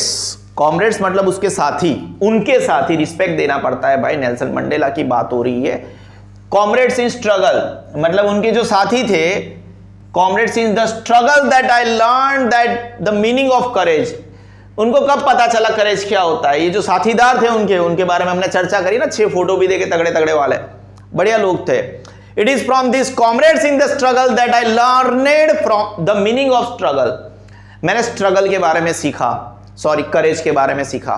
करेज था वो, स्ट्रगल नहीं था। कभी कभी हो जाता है, मतलब इतना पढ़ाते हैं सुबह से, मतलब 7 घंटे के लेक्चर लेके बैठा हूं, वीडियोस बना के बैठा हूं, समझ रहे हो। Time and again I have seen man and women risk can give their life for an idea. एक सोच के लिए। स्टॉप किया, कर दे। हेलो, यप, ठीक है ना। That I learned the meaning of courage, वो हो गया था, एक कॉल आ गया था बीच में। हाँ, आईफोन है, आपको रिंग से पता चल गया होगा। Time and again I have seen man and women risk can give their life for an idea. एक सोच के लिए, सिर्फ और सिर्फ एक सोच की खातिर एक इंसान, मतलब देखो, इंसान के अंदर हमारा जेंट्स भी आ जाता है, लेडीज भी आ जाती है, ठीक है ना। तो जेंट्स और ladies, man and women have risk their life, फिर सिर्फ और सिर्फ एक सोच के लिए। जैसे शायद आपकी बुक में, एसएससी बुक में, साइंस की बुक में था, ठीक है ना। वो ट्रीज को अटैच होते थे, वो नाम मैं भूल गया हूँ, ठीक है ना। बिश्नोई फैमिली से बिलोंग करती थी वो लेडीज। हाँ, चिपको मूवमेंट्स था, है क्या इस साल के? नहीं 10th में भी था, लेकिन वो अभी कोर्स में से हटा दिया गया, पूरा का पूरा चैप्टर। चिपको मूवमेंट था, ठीक है ना। वो लेडी का नाम भी मैं भूल गया हूँ, जो बिश्नोई थी। तो एक सिर्फ और सिर्फ कोर्स के लिए, सिर्फ एक विचार के लिए, वो ट्रीज उन लोगों को इतना अच्छा लगा कि उन लोगों ने अपनी लाइफ ही दाव पे लगा दी, गवा भी दी, ठीक है ना। तो उनके बारे में चर्चा कर रहे हैं कि एक सोच के लिए हम क्या क्या कर सकते हैं। सोच महान होनी चाहिए। I have seen man stand up to attacks and torture without breaking, showing a strength and resilience that defies the imagination. जो सोच भी नहीं सकते, defies the imagination मतलब सोच से बाहर है ना। ये जो नेल्सन मंडेला है, उन्होंने देखा था मैन मतलब बहुत सारे लोग stand up to attacks and torture, उनके ऊपर जब अटैक होता था गोरों के द्वारा, टॉर्चर होता था गोरों के द्वारा, तो अब टूटते भी नहीं थे without breaking, and showing a next level strength and resilience. Resilience का मतलब है the ability to deal with any kind of hardship and recover from its effects. एक हद से ज्यादा रेजिलियंस उन्होंने दिखाते थे जो आपकी सोच से भी बाहर है, ऊपर है, दैट डिफाइज द इमेजिनेशंस, है ना।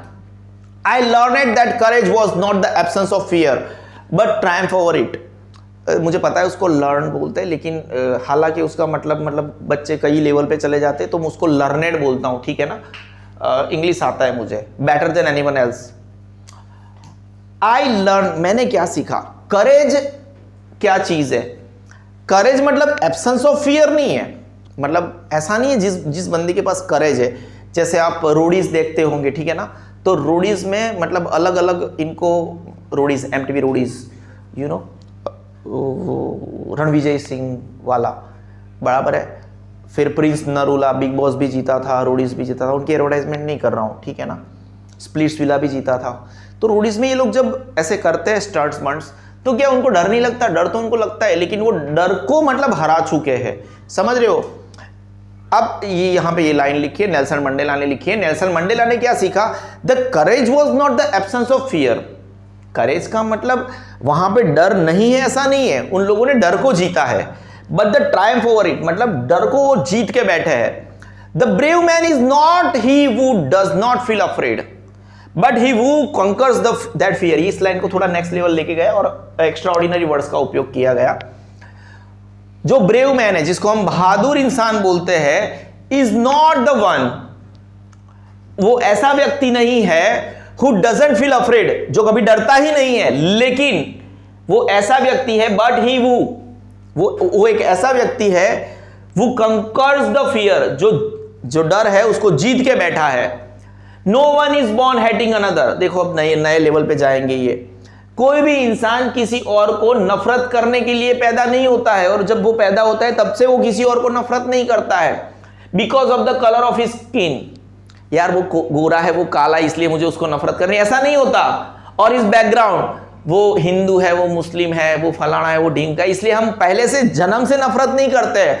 हमारे साथ as we go on, as we move on throughout the life, हमारे साथ ऐसे इंसिडेंट्स होते हैं कि हम सामने वाले को नफरत करने के लिए सीख जाते हैं, ठीक है ना, हमें कुछ सिखाया जाता है। And if they can learn to hate, और अगर किसी को नफरत करना सिखाया जाता है, they can be taught to love, उनको प्यार करना भी सिखाया जाता है, क्योंकि नेल्सन मंडेला ऐसा मानते थे। देखो ह्यूमन टेंडेंसी में नफरत से ज्यादा प्यार नेचुरली आता है, इंसान को प्यार नेचुरली हो जाता है, नफरत तो हमें फिर भी सिखानी पड़ती है, किसी को प्यार करना सिखाना नहीं पड़ता है। For love comes more naturally to the human heart than its opposite। Nelson Mandela क्या बोलते थे? देखो कोई भी इंसान है ना, कोई भी इंसान इस दुनिया में नफरत करने के लिए पैदा नहीं होता है। No one is born hating another person because of the color of his skin or his background or his religion। उसके धर्म के, वो रिलीजन वाला वर्ड मैं भूल गया था, लेकिन ओवरऑल मैंने बता दिया था, ठीक है ना। कोई भी जब जन्म से किसी को नफरत करने के लिए पैदा नहीं होता है, just because he or she is of the different color, skin color, he or she is of a different background, he or she of a different religion, बिल्कुल भी नहीं। and और अगर people must learn to hate, sorry, लोग जो होते हैं उनको तो नफरत करना सिखाना पड़ता है ना। And if they can learn to hate, अगर वो नफरत करना सीख सकते हैं तो फिर लव तो नेचुरली आता है, तो उनको हम प्यार करना भी सिखा ही सकते हैं। They can be taught to love, for love comes, इसीलिए तो इन्होंने ऐसा बोला है। क्यों? क्योंकि जो प्यार है वो तो नेचुरली आता है किसी भी इंसान के अंदर, प्यार करना सिखाना पड़ेगा, अगर सिखाएंगे तो वो नेचुरली ज्यादा प्यार करेंगे।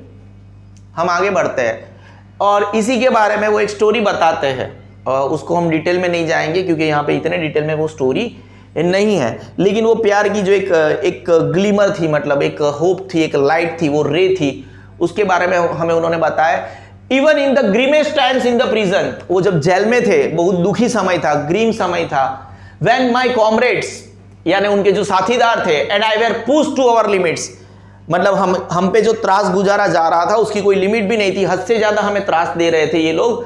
I would see a glimmer of humanity in one of the guards, perhaps just for a second, but it was enough to reassure me and keep me going. देखो, एक जो वन ऑफ द गार्ड्स थे, बहुत सारे guards थे, उसमें से one of the guards था, उन्होंने इनको एक ग्लिमर ऑफ ह्यूमैनिटी, मतलब इंसानियत जो है उनकी एक रे ऑफ होप दिखाई दी कि यहाँ पे अभी भी इंसानियत मरी हुई नहीं है। हमें इतना, जब मैं जेल में था, एकदम ग्रीमेस्ट ऑफ टाइम था, एकदम खतरनाक टाइम था, हमें when we have been pushed to the limits, मैं और मेरे साथीदार, I and my comrades were pushed to the limits, हद से ज्यादा हमें त्रास दिया गया।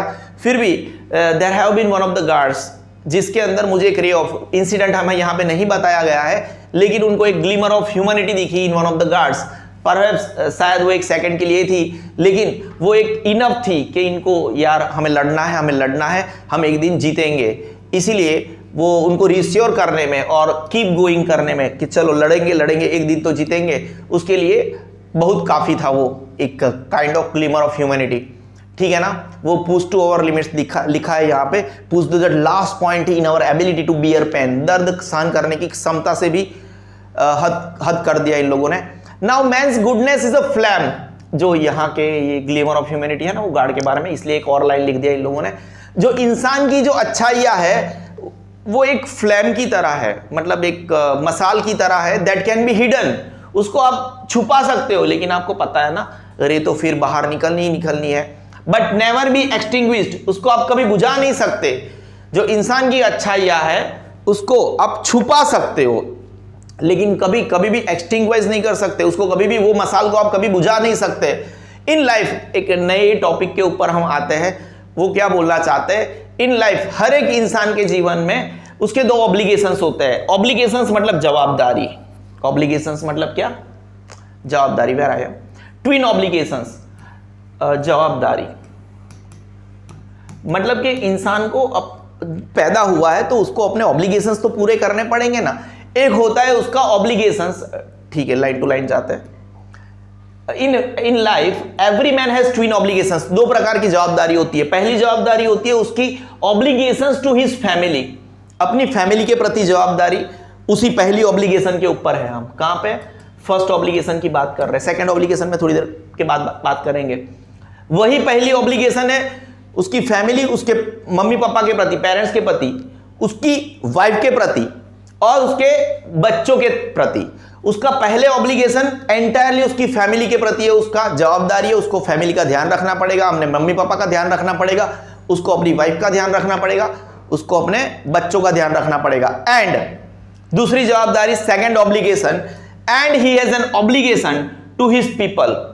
अगर वो अपनी फैमिली को सेटिस्फाई कर लेता है, अपनी वाइफ को सेटिस्फाई कर लेता है, अपने पेरेंट्स को सेटिस्फाई कर लेता है, अपने बच्चों को सेटिस्फाई कर लेता है, तो फिर उसको अपने देश के लोगों का ध्यान रखना है। ऑब्लिगेशन टू हिज पीपल, समाज, कंट्री, सबका ध्यान रखना है। क्या करना है, उसके दो ऑब्लिगेशंस है, एक उसकी फैमिली और एक उसका देश और देश के लोग, ये दो ऑब्लिगेशंस है। अब उसी के बारे में हमें आगे लेके जा रहे हैं, वो इस जवाबदारी में उनको क्या क्या प्रॉब्लम्स हुआ। हम आगे बढ़ते हैं। In a civil and human society, एक मानवीय और ये जो सिविल सोसाइटी में हम रहते हैं, वहां पे क्या होता है, कोई भी इंसान अपनी इच्छा के अनुरूप वो दोनों ऑब्लिगेशंस को पूरा कर सकता है, ऐसी बात करेंगे वो। In a civil and human society, जहां पे मानवीय समाज है, each man is able to fulfil those obligations according to his own inclination and abilities, उसका जैसे ही रस हो। अगर मुझे देश के प्रति जवाबदार रहना है, देश की सेवा करनी है, तो मैं वो देश की सेवा करूं। मेरी फैमिली की सेवा पहले करनी है तो मैं सिर्फ फैमिली के ऊपर ध्यान दूं। लेकिन वो जिसका जैसे ही किसी इंसान का इंक्लाइनेशंस मतलब उसकी इच्छाएं जो होती है उसके प्रति इंक्लाइनेशन मतलब प्रायोरिटी फैमिली है तो फैमिली का ध्यान दे, प्रायोरिटी देश है तो वो देश का ध्यान दे, अपनी इंक्लाइनेशन और एबिलिटी के हिसाब से वो कर सकता है, अगर वो समाज स्थिर है। ठीक है ना, नॉर्मल सिविल सोसाइटी है, नॉर्मल मानवीय समाज है, तो कोई इंसान अपनी सभी इच्छाएं, ऑब्लिगेशंस पूरी कर सकता है। Each man is able to fulfil those obligations according to his own inclinations and abilities, है ना, टेंडेंसी होता है इंक्लाइनेशंस।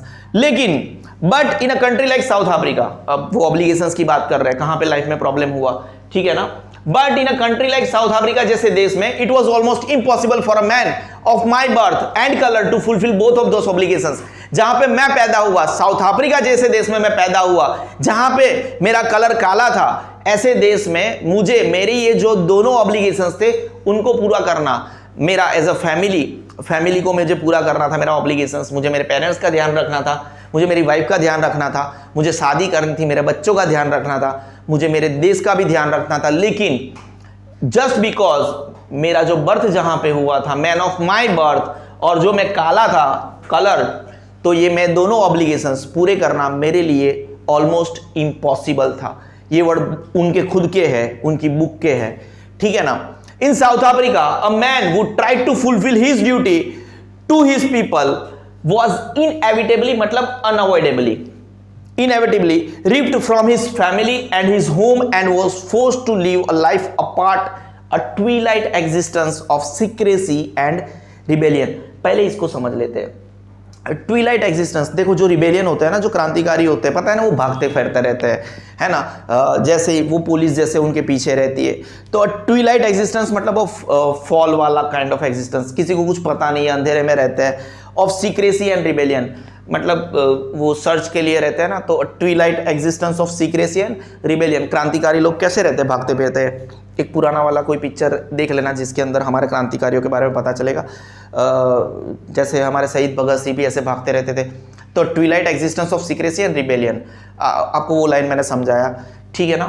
तो ये ऐसा बोलना चाहते हैं, in a country like South Africa, South Africa में एक ऐसा व्यक्ति would try to fulfil his duty, अगर कोई व्यक्ति, कोई मेरे जैसा व्यक्ति, अगर हम उनके खुद के लोगों के प्रति अपनी जो ऑब्लिगेशंस है, उसकी जो जवाबदारी है, वो अगर पूरी करना चाहे, तो उसको इनएविटेबली मतलब अनअवॉइडेबली रिप्ड फ्रॉम हिज फैमिली, उसको अपनी फैमिली से अलग कर दिया जाता था, एंड हिज होम, घर से भी, फैमिली एंड घर से दोनों से बाहर निकाला जाता था, and was forced to live a life apart, उसको अपना जीवन अकेले थकेले रहना पड़ता था। एट द सेम टाइम कैसी लाइफ जिएगा वो, a twilight existence of secrecy and rebellion. हम आगे पढ़ते हैं।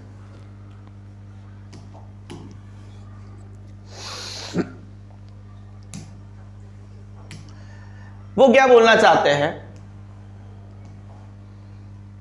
I didn't in the beginning choose to place my people above my family, but in attempting to serve my people I found that I was prevented from fulfilling my obligations as a son, a brother, a father and a husband। उनके हर एक इंसान के दो obligations होते हैं। वो क्या बोलने चाहते हैं, शुरुआत में मैंने मेरे लोगों को मेरी फैमिली के ऊपर नहीं रखा। I didn't in the beginning choose to place my people above my family, मेरे लिए तो मेरी फैमिली सबसे ज्यादा थी, मैंने मेरे लोगों को कभी भी मेरी फैमिली से ऊपर नहीं रखा, कभी भी नहीं। But in attempting to serve my people, मेरे लोगों को जब मैं सर्व करने गया तब मुझे पता चला, I found that I was prevented from fulfilling my obligations as a son. मुझे, जब मैं एक लड़का था, मैं बच्चा था, तो मुझे पेरेंट्स के प्रति भी मेरी कुछ जवाबदारी थी, वो करने से मुझे रोका गया, ठीक है ना। ये कुछ आ गया, इसको मुझे निकालना पड़ेगा। अब ब्रदर, मैं एक भाई भी था, वो जवाबदारी से मुझे रोका गया। मैं एक पिता था, वो जवाबदारी से मुझे रोका गया। मैं एक हस्बैंड था, वो जवाबदारी से भी मुझे रोका गया। I was not born with a hunger to be free, मैं जब पैदा हुआ तब मुझे अंदर ऐसी कोई चेष्टा नहीं थी कि मैं आजाद हूं, क्योंकि मुझे तो पता ही नहीं था कि मैं गुलाम हूं, मैं तो जन्म से आजाद था। आई वॉज बॉर्न फ्री, मैं आजाद पैदा हुआ था। And what he wanted to say, what he wanted to explain, what Nelson Mandela wanted to explain us, वो बोलना चाहते कि वो free in every way that he could know, वो जिस रास्ते में जानते थे, उनको जितना, वो सुबह से शाम तक जितनी भी चीज करते थे, वो हर एक एस्पेक्ट्स में वो फ्री थे, वो कभी भी गुलाम नहीं थे। क्या क्या क्या, कहां कहां फ्री थे। Free to run in the fields near my mother's hut. देखो आप शायद सेकेंड या थर्ड स्टैंडर्ड में नेल्सन मंडेला के मम्मी के ऊपर एक हॉवर्ड की बुक है, थर्ड या फोर्थ स्टैंडर्ड में हो सकता है, उसके उनके झोपड़ी के फोटो के साथ, मतलब उनका चैप्टर था नेल्सन मंडेला ऐसा करके। वहाँ पे उनकी मम्मी की 3 झोपड़ियाँ हैं, ठीक है ना, उनका कैसे वो थकती थी, कैसे पकाती थी, ये सब इन्फॉर्मेशन है। शायद आपने भी वो पढ़ा होगा हॉवर्ड का बुक, आप भी जब बच्चे होंगे, ठीक है ना। थर्ड या I don't remember the particular standard. तो उनकी मम्मी झोपड़े में खाना बनाती थी, तो वो जो झोपड़े के आजू बाजू, he was run in the field, मतलब फ्री टू, मैं माई के ऊपर आ जाता हूँ, मैं फ्री था, free to run in the fields near my mother's hut. मेरी जो मम्मी की झोपड़ियाँ थी उसके आजू बाजू में, मतलब कहीं पे भी मैं दौड़ सकता हूँ। Free to swim free to swim in the clear stream that ran through my village. मेरे गांव से जो मतलब स्ट्रीम जा रही थी, झरने बह रहे थे पानी के, वहां पे मैं कभी भी स्विम कर सकता था, मुझे कोई रोकने ठोकने वाला नहीं था। Free to roast mealies under the stars.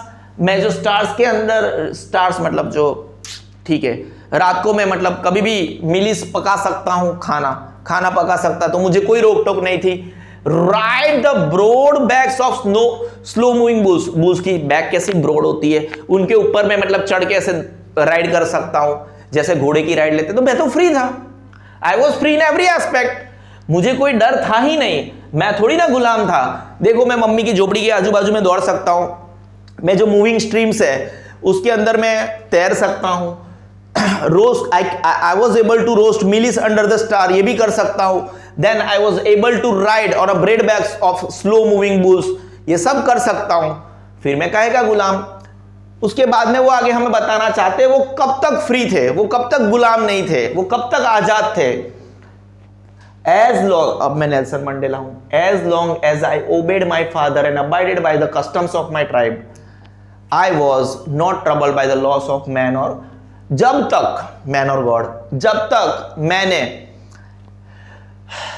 मेरे पापा, फादर और हमारी ट्राइब थी उसके कस्टम्स, परंपराएं का पालन किया, उनकी बातों को माना, मेरे को किसी भी इंसान, किसी भी भगवान के कोई भी लॉ से मुझे कोई आपत्ति नहीं हुई, है ना, मैं तब तक आजाद था। It was only when I began to learn that my boyhood freedom was an illusion, when I discovered as young man that my freedom had already been taken from me, that I began to hunger for the same।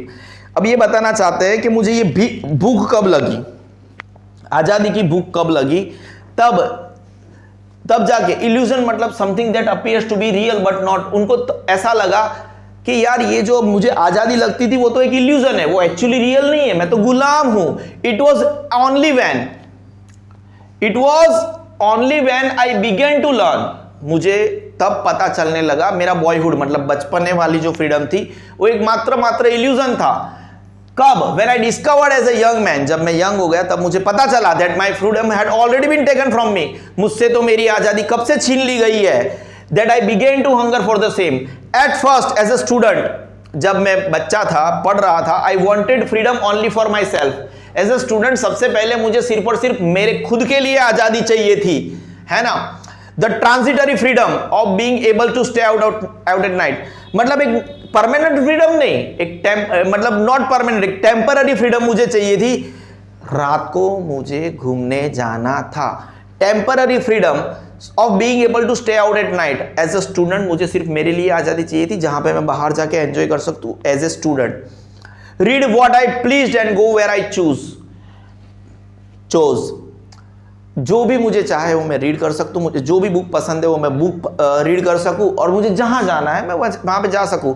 ये बोलना चाहते हैं as a student मुझे सिर्फ मेरे लिए आजादी चाहिए थी, सिर्फ और सिर्फ जहां पे मैं रात को बाहर में जा सकूं, मुझे जो पढ़ना है वो मैं पढ़ सकूं, और एट द सेम टाइम मुझे जहां पे जाना है वो जा सकूं। लेकिन लेटर, बाद में, as a young man in Johannesburg, जब मैं जुआन हो गया, जोहानिसबर्ग में मैं था, मैं आई यर्न्ड मतलब यर्न्ड, डिजायर्ड, मेरे को इच्छा हुई किस बाबत की, for the basic and honourable freedoms of achieving my potential, of earning my keep, of marrying and having a family, the freedom not to be obstructed in a lawful life. उसके बाद में जब वो बड़े हो गए, later as a young man in Johannesburg, मुझे क्या बेसिक, जो बेसिक रिक्वायरमेंट होती है ना, बेसिक एंड ऑनरेबल फ्रीडम, वो भी एकदम बेसिक है।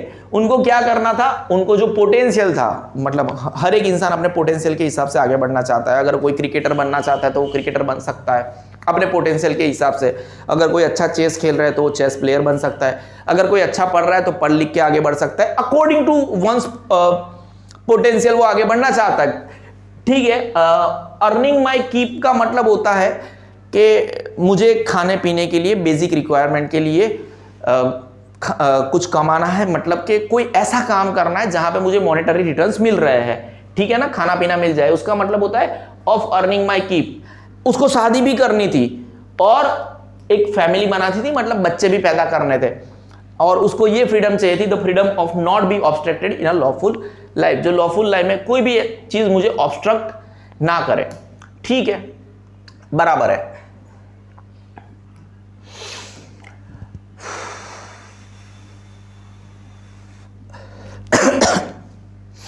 पानी है क्या?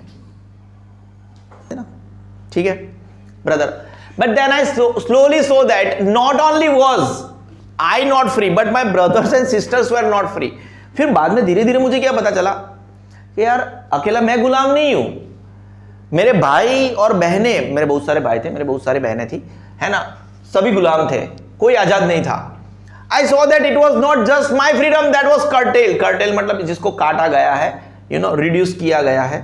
सिर्फ और सिर्फ मेरी फ्रीडम है उसको छीना नहीं गया था, सबकी फ्रीडम को छीना गया था, है ना।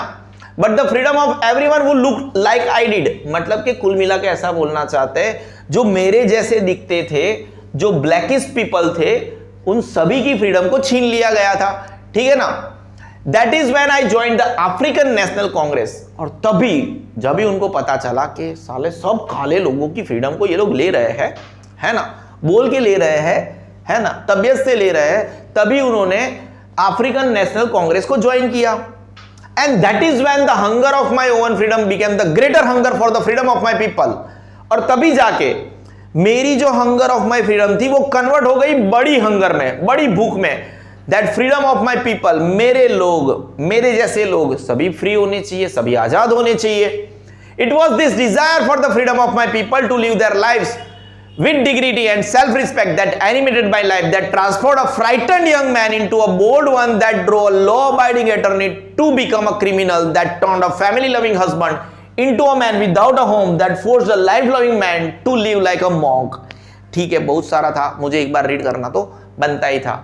और ये वही डिजायर थी, वही इच्छाएं थी, that for the freedom of my people, मेरे लोगों के लिए ये जो आजादी की जो इच्छा थी, ये वही इच्छा थी जिसकी वजह से to live their lives with dignity, जिसकी वजह से मेरे जो लोग हैं वो अपना जीवन है वो डिग्निटी के साथ जी सके, है ना।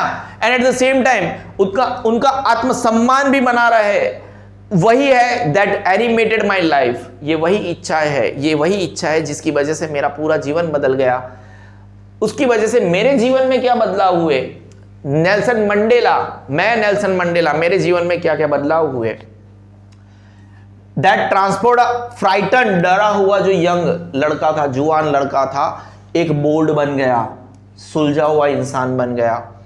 That drove a law abiding attorney, मैं एक वकील था जो कभी लॉ नहीं तोड़ता था, जो एक क्रिमिनल बन गया। देखो हर एक चीज एक दूसरे को ऐसे रिलेट कर रही है ना।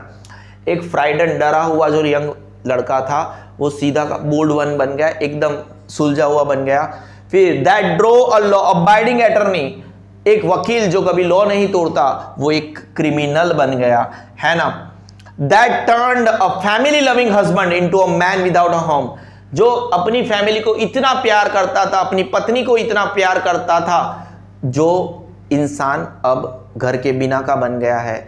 Now that forced a life loving man, जो जिंदगी को इतना प्यार करता है, life loving man, that forced a life loving man to live like a monk, एक साधु जैसी, वो जो पता है ना, जब हम जिंदगी को छोड़ देते हैं तब मतलब सब कुछ छोड़ दिया, घर बार छोड़ दिया, उसके बाद में हम कैसे साधु की तरह घूमते रहते हैं, तो एक मॉन्क की तरह जीने के लिए मुझे मजबूर कर दिया गया।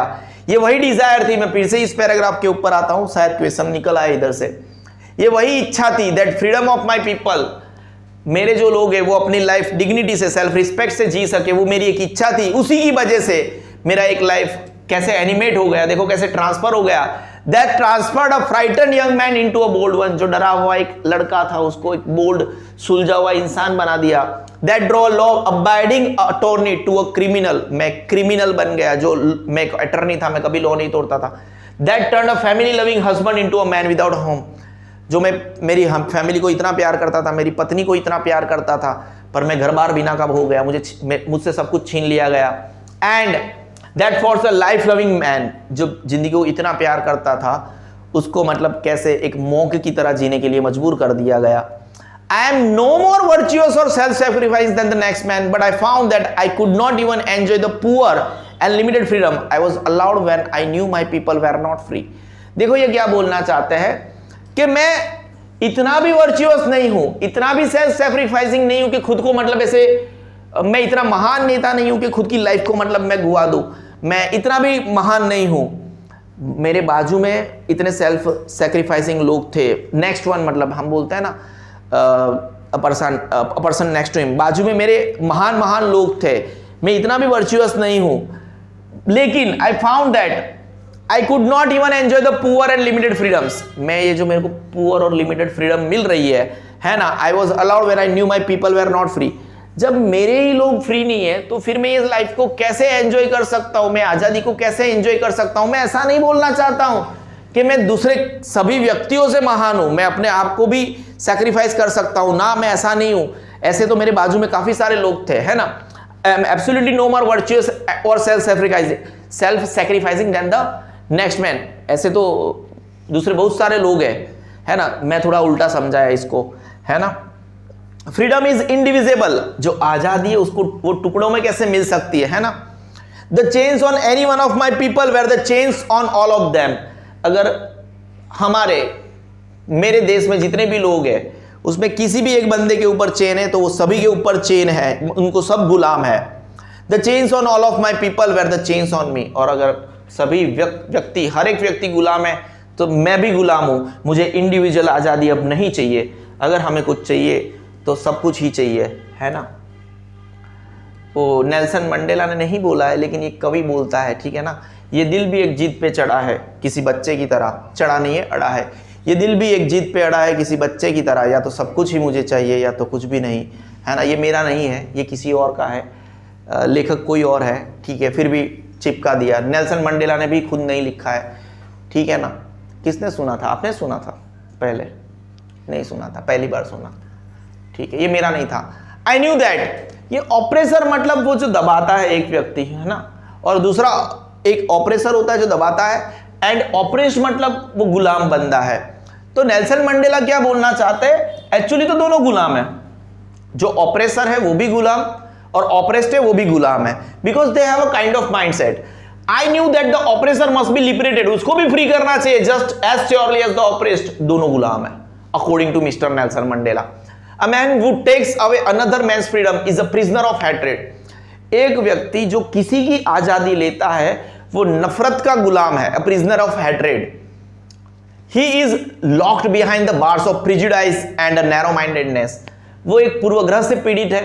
prejudice मतलब जैसे हमारे माइंड में कोई सोच बैठ गई है कि ऐसा ऐसा होता है, ठीक है ना, उसके ऊपर हम ज्यादा चर्चा करना नहीं चाहेंगे। एंड नैरो माइंडेडनेस, उसका दिमाग मतलब सही में एकदम नैरो है, ऐसा बोलना चाहता है। I am not truly free। I am not truly free if I am taking away someone else's freedom। मैं बिल्कुल भी आजाद नहीं हूं अगर मैं किसी और को गुलाम बना रहा हूं, किसी और की आजादी ले रहा हूं, छीन रहा हूं। Just as surely as I am not free when my freedom is taken from me। ऐसे ही जैसे मैं खुद गुलाम हूं, जब मेरी आजादी छीन ली जाए तो जैसे मैं गुलाम हूं, तो अगर मैं किसी और की आजादी छीन रहा हूं तो भी मैं गुलाम हूं। The oppressed and the oppressor are alike। दोनों सेम है, वापस, the oppressed and the oppressor alike are robbed of their humanity. दोनों को अपनी ह्यूमैनिटी से रॉब किया जाता है, उनसे उनकी ह्यूमैनिटी, मानवीयता छीन ली जाती है, ठीक है ना। ये हमारा चैप्टर था नेल्सन मंडेला। किसने लिखा होगा, है ना, ठीक है। Thanks for watching. निखिल दर्जी, सिग्मा सर, धारा राठौड़, अरे sigma Institute of excellence. Stay with us, जुड़े रहे। बेसिकली एसएस, इंग्लिश, साइंस और मैथमेटिक्स, बेसिकली सब चैप्टर्स लेके आएंगे फरवरी एंड तक। Stay with us, thank you.